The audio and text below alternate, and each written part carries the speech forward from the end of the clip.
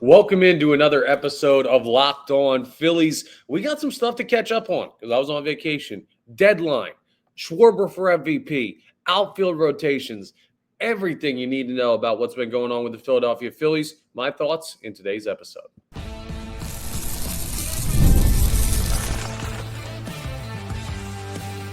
You are Locked On Phillies, your daily Philadelphia Phillies podcast. Part of the Locked On Podcast Network, your team every day.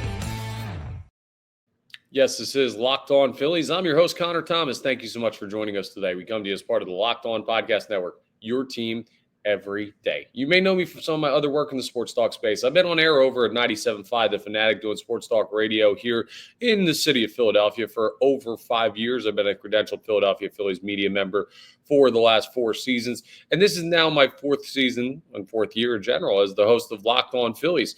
So appreciate that very much that you guys have joined in on my content. And if I could ask you to do 1 or 2 other things, if you're listening in podcast form, we're available wherever you get your podcasts. Hit that rate and review for me. That gets you a little bit of notifications, and you like it and everything. It'll be in your algorithm so that it pops up on your podcast app if you have that or wherever you get them from. And on the YouTube, if you could like and subscribe as well. Free, easy. It'll get you notifications when new episodes are posted on YouTube. It really helps us out here on Locked On Phillies. So if you like the content, say something about the content. I appreciate that very much. Again, to everyone who's done that and everyone who's going to do that. Today's episode is brought to you by 5-Hour Energy Transfusion.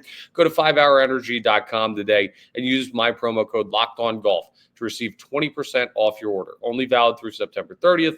Order transfusion-flavored 5-Hour Energy shots today. So go ahead and check that out. They taste amazing. Now, I was on vacation from the day of the deadline until really yesterday morning, right? So I missed a good amount of stuff. Part of the reason I was on vacation, or the whole reason, my buddy's getting married. He wanted to have his bachelor party in Ibiza the day of the trade deadline. And sometimes you got to be there for your longtime friends. So I apologize again, and I did at the beginning of yesterday's episode as well. Hopefully y'all understand. But we got some catching up to do. There were a lot of things that happened while we were gone. The Phillies must have been listening to Locked On Phillies. Dave Dombrowski, I guess you're a subscriber, because they decided that the best trade for the team was exactly what I wanted them to do, right? Like the number one thing that I've been saying for months. So we're going to talk about what they did at the deadline, what they didn't do at the deadline, and why I think Dave Dombrowski did a pretty darn good job of threading the needle.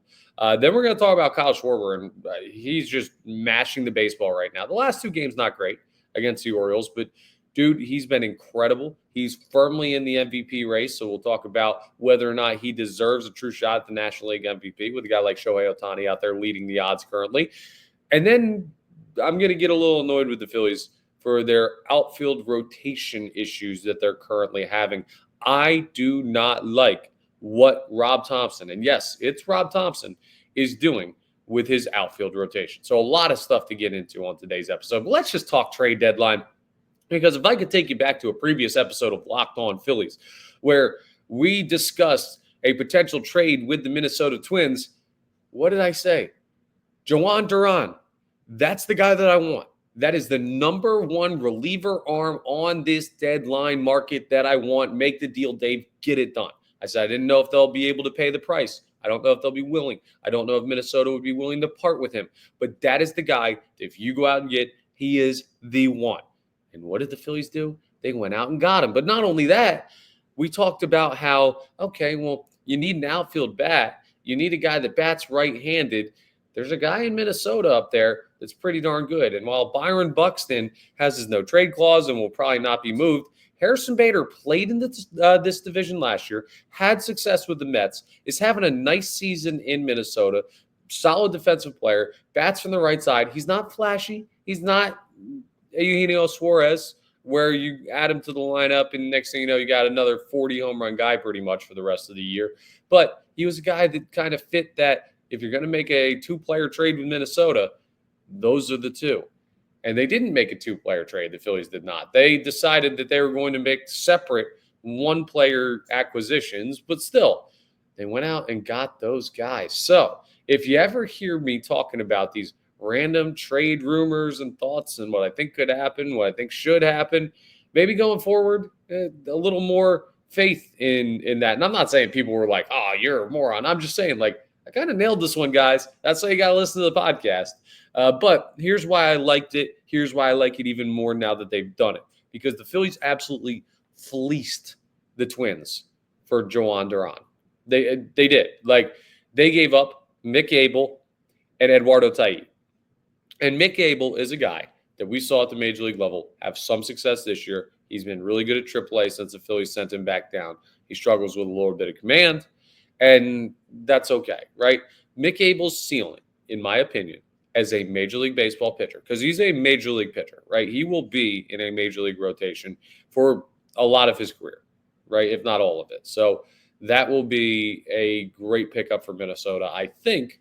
But I think Mick Abel's peak is probably a 3, maybe a 2, right? I don't see him ever being a Zach Wheeler. I don't see him ever being a Paul Skeens, Tarek Skubal, these guys that you see at the top end of rotations in baseball. I don't see him being a Christopher Sanchez. I see him being like maybe I don't know, maybe like a Zach Eflin, right? That would probably be the peak. And don't forget, like when Zach Eflin was a really good pitcher, he was a really good pitcher, like maybe a 2 for some teams. But that's kind of what I see Mick Abel being. Now, if you can get that, great. And if you need that, awesome. But to trade big time closer, controllable through 2027 on that, that's a no for the Tampa Bay Rays. And Eduardo Taillon, he's this highly touted catching prospect, and the Phillies really needed catching, right? Because JT Realmuto is only getting older, and he's a free agent after this year. So you might say, well, moving on from him feels expensive. He's 19. He's in high A ball, and he's not really hitting that well in high A ball. Like, he's a guy that is – I can't even say he's a guy. He's a kid that is projectable. But there's so many steps that Eduardo Taillon needs to go through to deliver on that type of projection that it's almost impossible for him to live up to where he's ranked right now. And maybe he turns into a great catcher for the Twins. Maybe he's the next Mauer, and they can just – plug him back there for 15 years behind the dish, and he'll be a baseball Hall of Famer one day. I don't know. But what I do know is that those 2 guys going leaves you Aiden Miller, still in the prospect pool. Andrew Painter, still in the prospect pool. Justin Crawford, still in the prospect pool. So that next year, if you lose Schwarber, well, you'll figure out what you do. But maybe you move Harper to DH, and then you bring up Miller. And then you have Turner, Bohm, Stott, and Miller as your infield next year. You can do that. If you lose somebody in the outfield, or you need to replace somebody in the outfield, you still have Justin Crawford to call up. If Ranger Suarez goes somewhere else, well, you can go ahead and put in Andrew Painter, who has not been great this year, but you still have the prospects needed to fill the holes on this roster. You got the best possible reliever on the market without giving up those guys. And you did give up 2 MLB top 100 prospects, but worth the price of admission.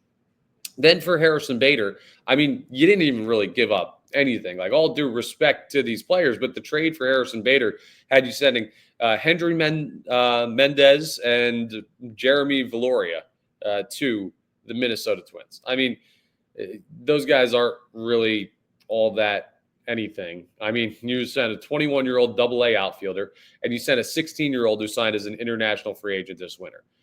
So much up in the air with those players, right? No clue. And that's why Bader was a guy that I wanted, because he wasn't going to cost you that much ever, especially compared to Jhoan Duran. So you got a deal on both of these guys. Bader, that's kind of the asking price. Duran, I think Dave Dombrowski actually got a sale price on him, and it's surprising that another team was not able to do that, but that's part of what we talked about with the Phillies. Anyone who looks at this trade deadline is like, oh, well, they don't have the bullets. They had plenty of bullets.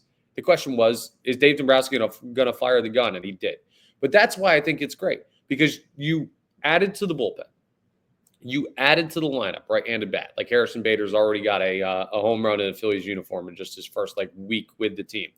If he's been playing solid outfield when he gets a chance. He's in a rotation with Max Kepler. We will discuss that later on in the episode, because I don't like that. But adding these guys to the team without mortgaging the future, they got their right-handed bat, they got their relief pitcher, They have David Robertson throwing, which is a guy they signed, not traded for, but we know David Robertson from his previous times here in Philadelphia. Maybe he works out, but everything seems to just fit together better with these guys available. And this is without Alec Boehm in the lineup that we're seeing this work. There's a lot of stuff to focus on. Without Aaron Nola in the rotation, this team's only going to get better, folks. So I love what Dave Dombrowski did. If you had gone out and you had gotten another mid-level reliever, I would not have been mad at that. You probably could have for some other lower-level prospects, but they didn't. You could have gone out and gotten a higher impact bat. Some people felt, oh, well, Bader is not good enough as a right-handed bat. Well, you got Jhoan Duran.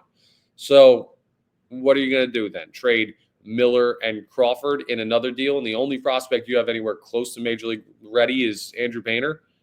Like, no, that's not what this team needs, because this is a big-time transition point. And they just extended their window with the Duran thing. Their bullpen is now going to be good for 3 years, maybe more than that.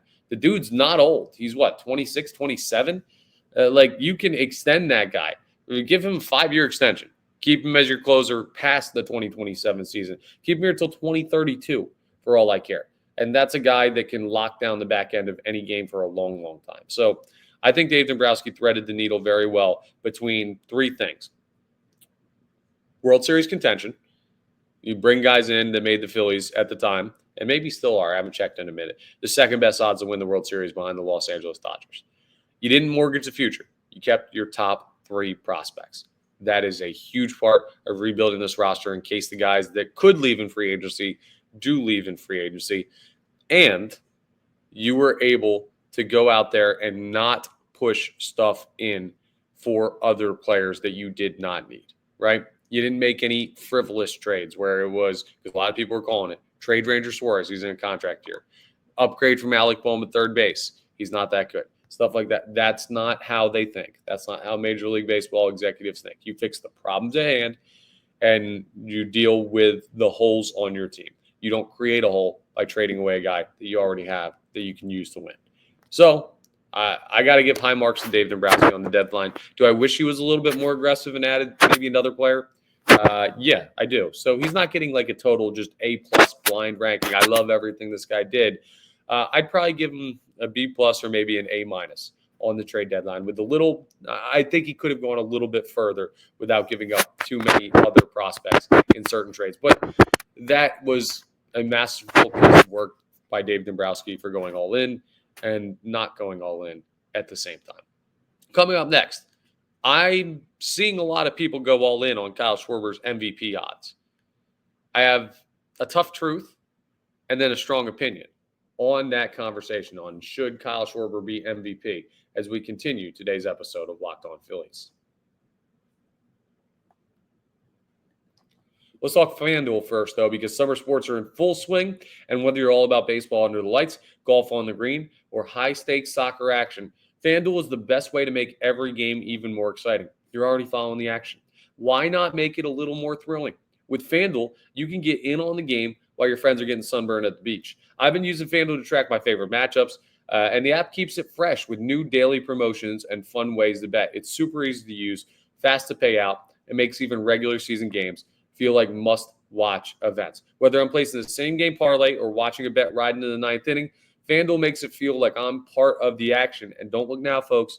The Birds play their first preseason game tonight. Football is just about back. A lot of stuff to bet on with FanDuel. And if you're new to FanDuel, new customers can bet just $5 and get $150 in bonus bets if your first bet wins. Open the FanDuel app today or visit FanDuel.com to get started. That's FanDuel.com. Kyle Schwarber, future National League MVP. How nice does that sound? Doesn't that sound amazing?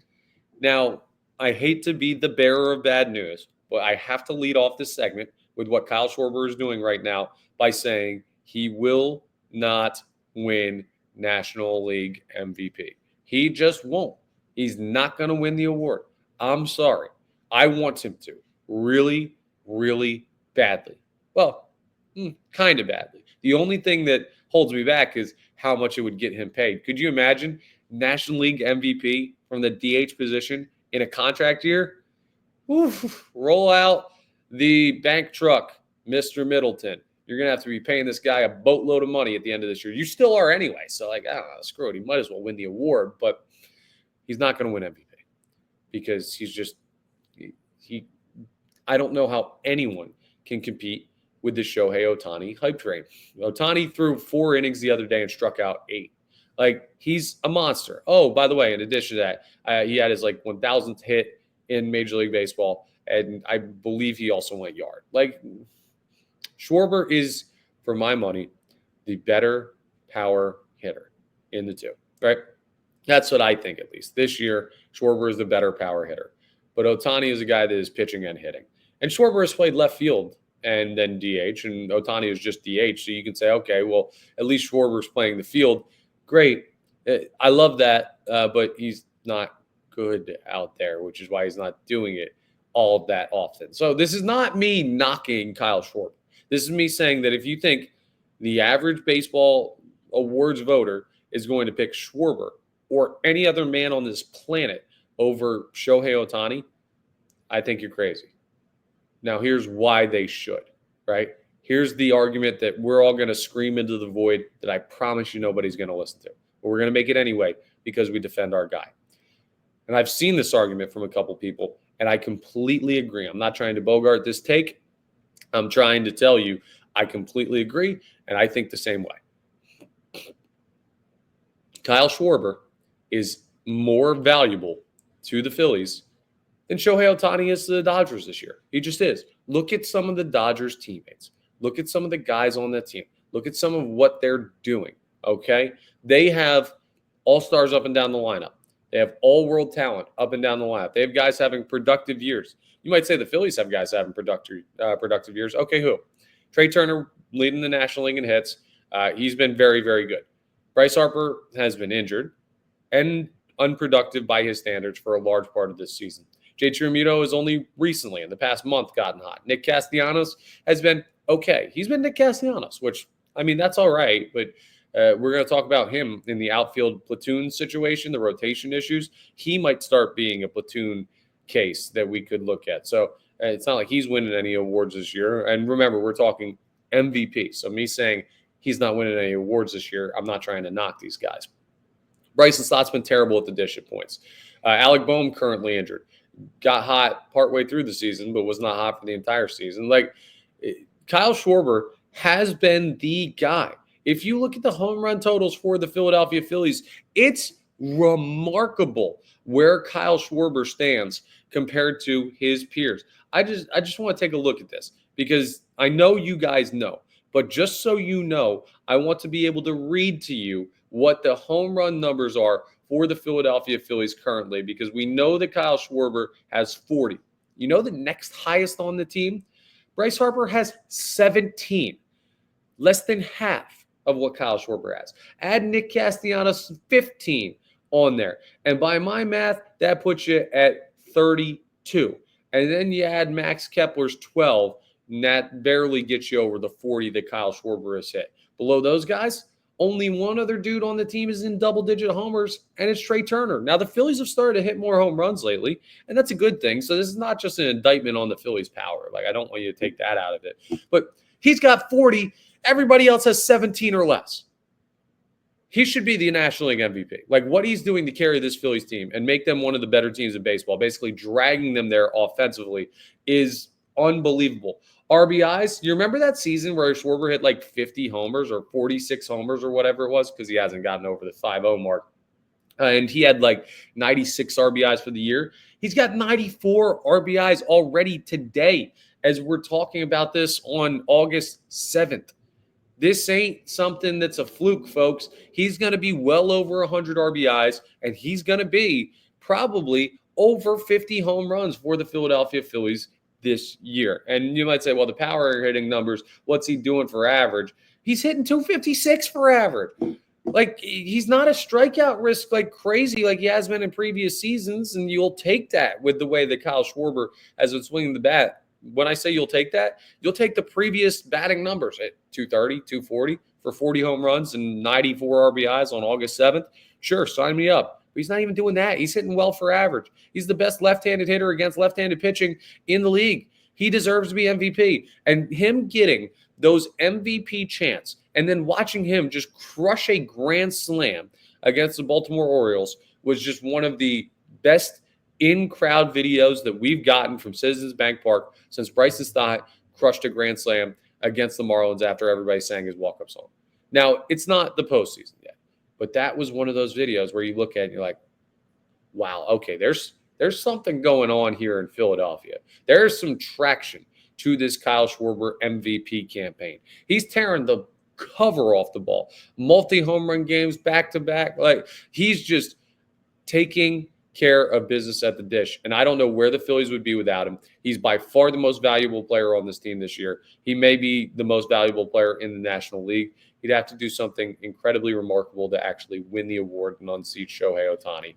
But we will fight the good fight that he has done more for the Phillies than Ohtani has done for the Dodgers' success. And that's a tough argument to make considering how good Shohei Ohtani is. But in reality, if you're comparing what quote-unquote most valuable player should mean by the definition, you can make an argument for Kyle Schwarber and a strong one. If you're looking at what the voters are going to actually do, well, second ain't too bad either in a contract year for Mr. Schwarber. And hopefully it leads to a big payday by John Middleton and the Philadelphia Phillies. Finally, in today's episode, where we wrap up as we get going, we are going to talk about the outfield rotations. This is something that the Phillies have been doing that bothers me. And it's Rob Thomson's fault, and I need him to stop it. I'll tell you exactly what I need him to stop as we wrap up today's episode. Let's talk about 5-Hour Energy first, though, because it's time to fuel up and turn it up with 5-Hour Energy Transfusion. It brings the bold grape, ginger, and lime flavor of your favorite golf drink, minus the alcohol, into a quick, energizing shot. Whether you're sinking birdies or just making memories with friends, this one's a hole-in-one for your energy game. Let's be honest. Some days on the course or off it, you just need that extra boost to stay sharp and energized. I've been needing that this week. I just got back from a long vacation, didn't really sleep well on the flight. Need to get things going. So I got this energy to do the podcast for it. That's the key to the 5-Hour Energy Transfusion Shot. It can do that for your golf game while you're out on the course there. Just take one. Tastes just like you're drinking a regular transfusion, but you get the energy to make that long approach into the green to give yourself a look for eagle. Golf is all about good times with good people and good flavors, of course. And the grape, ginger, lime flavor gives you the best parts of your clubhouse go-to without chasing down the Bev cart. If you go to 5hourenergy.com today, that is the number 5, hourenergy.com. You can use my promo code LOCKEDONGOLF to receive 20% off your order. This offer is only valid until September 30th on one order and cannot be used with other promotions. The code is not good on subscription orders. Whether you're meeting up with friends or trying to turn 18 holes into 36, get the energizing boost you need to power through. Order transfusion-flavored 5-Hour Energy shots today. Go ahead and check them out with 5-Hour Energy. Rob Thomson, what in the world are you doing, my guy? You know I love you, Topper, but I can't stand by this outfield rotation decision because I've been very supportive when Rob Thomson gets criticized for things that I don't believe are his fault. And baseball managers, they get criticized more than any other coach in any other sport, more than they should, because they're the figurehead, right? This guy gets thrown out trying to steal second. Why'd they send him? This guy doesn't hustle down the first baseline. Why isn't he sitting? This guy makes an error in the field. Why aren't you coaching him better? Like all of these things. A bullpen pitcher messes up. Like a reliever comes in, gives up a home run. Bad decision by the manager, even though we all would have made it in that spot. So I defend him more than the average Phillies fan. And I think he deserves defense because of the results that he's gotten in his time as Phillies manager. But I can't defend this decision. So what the Phillies are doing currently is they are platooning Max Kepler and Harrison Bader in left field. They are platooning Harrison Bader and Brandon Marsh, I guess, in center, and then maybe playing like Weston Wilson in left field for Kepler. They're going basically righty, righty, righty when they have a left-handed pitcher on the mound. And then when they have a right-handed pitcher on the mound, they're going lefty, lefty with Kepler and Marsh, and then righty in right field with Nick Castellanos. And that even might change because Nick Castellanos has not been great. Now, I don't know how exactly you do that. Would you play Bader every day and then play Kepler and right? I don't know. But the fact of the matter is this. Rob Thomson is choosing to take his brand new trade deadline acquisition in Harrison Bader and play Max Kepler some games over him. And just in game 2 of the series with the Baltimore Orioles, he did that. He played Max Kepler, and Kepler went 2 for 4 with a home run, 2 RBIs, had a great day at the dish, put some really good swings on baseballs. So Rob Thomson looks like the smartest man in the world right now, but I'm here to tell you he's not going to for long because that guy's hitting 204 right now, Max Kepler. And you bring in a guy that has been playing better, that seems to be a better fit for this team, that gives you that right-handed bat to kind of balance out the lineup, and you're only playing him every other day or against lefty pitchers, that's not what Harrison Bader is here for. Now, maybe I'm biased because I wanted Harrison Bader on this team at the deadline. I want to even further prove my point that I was right about who they should trade for. But I don't think Phillies fans are going to fight me on this, that Max Kepler should not still be playing. I was shocked when I touched down at JFK Airport on the way back from my vacation in Ibiza. I was floored that Max Kepler is still on the team. Not that I didn't have internet out there. I knew he still was, but I was just like, wow, I thought by the time I'd be back here, that dude would be cut. And it's not like wishing death on Max Kepler's baseball career. No, he just hasn't been good this year. And I can't believe he's still getting opportunities on this team. I don't see it. Now, it has worked, in fairness. Since they've started doing it, it's worked. The outfield has looked like it's been okay, right? And you have opportunities to work these guys in and get the handedness you want. If they hit and produce, great. I just don't think they're going to do it for all that long. And then you're going to be caught looking like not that smart of a person. If Max Kepler is getting opportunities against righties and he's going 0 for 4, put Bader out there. And the rotation in center field, where in the world is Justin Crawford? If he comes up and then who knows who you send down, does he become part of a platoon?